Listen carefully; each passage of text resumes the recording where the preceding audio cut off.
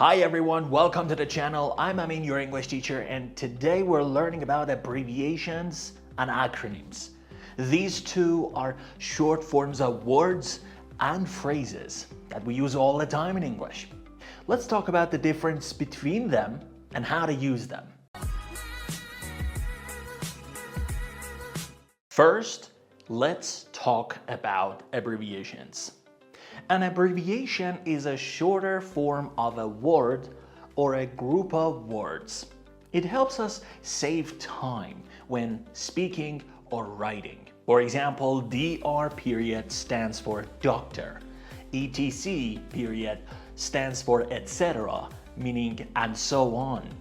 MR for Mr.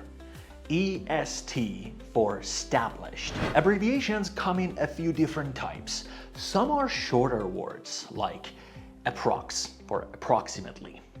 Other abbreviations are made from the first letters of each word in a phrase. For example, BBC stands for British Broadcasting Corporation. We say each letter separately. BBC. Now, let's look at acronyms. Acronyms are also made from the first letters of the words, but here's the difference with acronyms. We pronounce them as one word. For example, NASA, we read it like NASA and stands for National Aeronautics and Space Administration. This is UNESCO for United Nations Educational,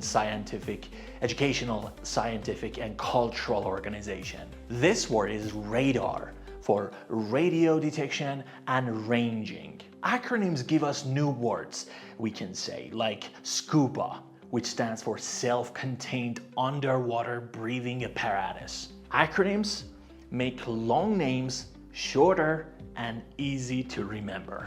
So what's the big difference?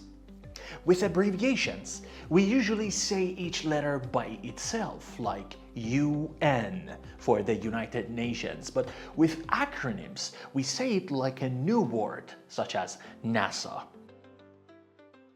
Here are some quick tips on how to use abbreviations and acronyms. Periods. In the US, you might see periods in abbreviations like U period, S period, A period. But in the UK, it's often written without periods. Capital letters. Acronyms are often written with capital letters, but some become common over time, like the word radar, which we now write it in lowercase. So that's it. Abbreviations and acronyms are everywhere in English. Try to notice them from now on when you read or write and see if you can guess what they mean. And if you found this video helpful, please like the video, subscribe to our channel, and tell me your favorite acronym in the comments down below.